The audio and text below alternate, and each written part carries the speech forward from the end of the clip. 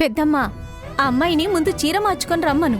అలాగే లేమ్మా సిరి. ఈ క్షణం తెలియని బాధను రామ్మా రా. అసలే కదలేనిది ఎందుకు కలిసామిద్దరం తీయని గాయం ఎదనే బాధిస్తుందిలే పూదండను దారములాగా అల్లేస్తుందిలే చేసేదే ఏమీ లేదే మన దాటిపోయే కాలంతో వాదులాడే పంతాలే మానుకో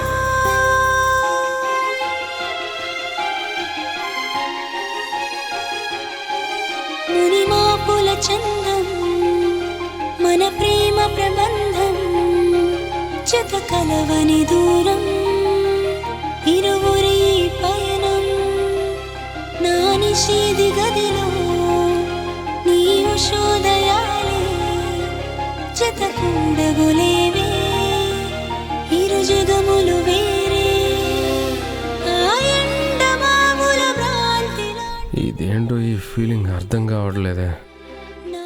ఇక్కడ ఎవరో నాకు కావాల్సిన వాళ్ళు ఉన్నట్టుగా నా గుండె వేగంగా కొట్టుకుంటుంది. బాబు బాబు నువ్వెందుకు ఇలా తాగుతున్నావో నాకు తెలీదు. నీ సమస్య ఏదైనా త్వరలోనే తీరిపోతుంది బాబు.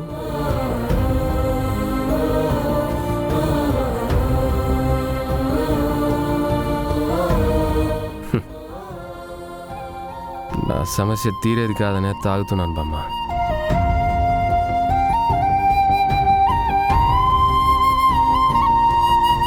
ఆ దేవుడు చూస్తూనే ఉంటాడు బాబు. మంచి వాళ్లకు మంచి చేయకపోతే ఆ దేవుడు కూడా చెడ్డవాడైపోతాడని గ్రహించి నీకు మంచి చేస్తాడు.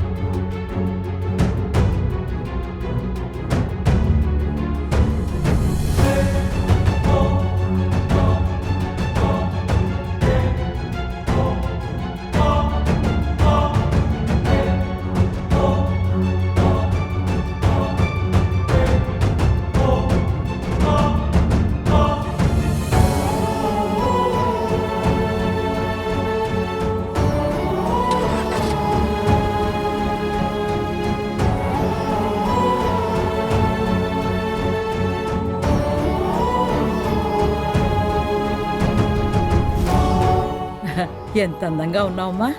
ఇప్పుడు ఇవన్నీ ఎందుకు బామ్మ? ఏం లేదు, ఇది నా మనవరాల మెళ్ళో వేద్దాం అనుకున్నాను. అది కుదరలేదు. అలాంటప్పుడు ఈ మనవరాల మెళ్ళో వేశాను. రేణుక, ముత్తైదులందరూ కలిసి నా మనవరాలకి గాజులు వేసి ఆశీర్వదించండి. అలాగే పెద్దమ్మా.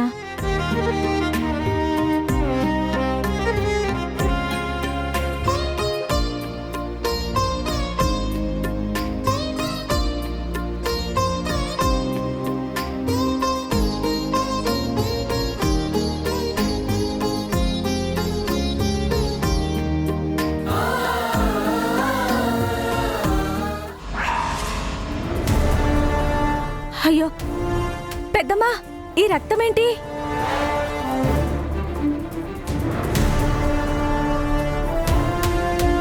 ఇదా, ఇందాక నేను చీరలు సరుకులు తీసుకురావడానికి వెళ్ళాను కదా, అప్పుడు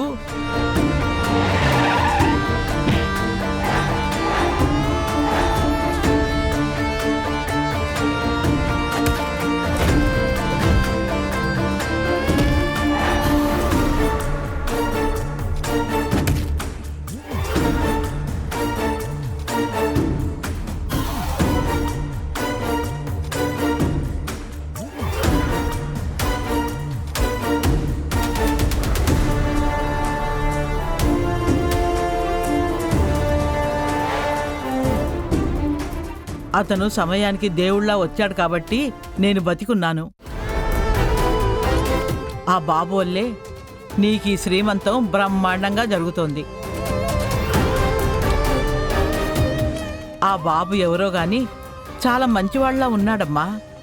అలాంటి బాబుకి ఆ తాగుడు వ్యసనం ఏమిటో పాపం. విహారీ గారు నా వల్లే ఇలా అయ్యారు. ఆ అమ్మాయికి అక్షంతలు వేసి ఆశీర్వదించండి.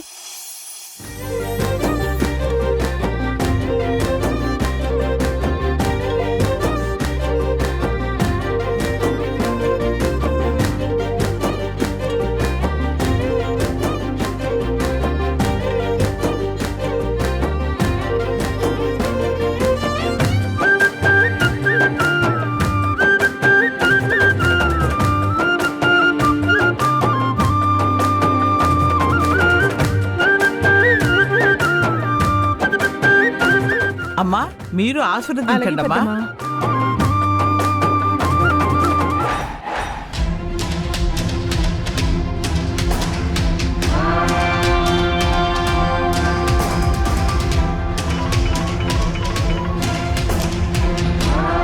రేయ్, ఎక్కడున్నారు? ఆ లక్ష్మిని చంపేశారా లేదా? అదే పనిలో ఉన్నాం బాస్. ఈరోజు మా చేతుల్లో ఆ లక్ష్మి చచ్చిపోతుంది. రేయ్, ఇది రైట్ టైం. ఆ లక్ష్మిని చంపేసి ఆ గుడ్ న్యూస్ నాకు చెప్పు. నీకెంత కావాలంటే అంత ఇస్తాను. అలాగే బాస్.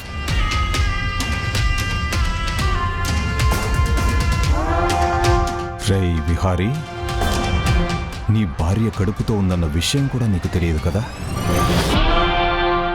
అది చచ్చిన తరువాత అది కడుపుతో చచ్చిందని చెప్తాన్రా. నువ్వు మీ అమ్మ నన్ను పెట్టిన బాధకి ఇదేరా మీకు కరెక్ట్గా నేను వెయ్యబోయే శిక్ష.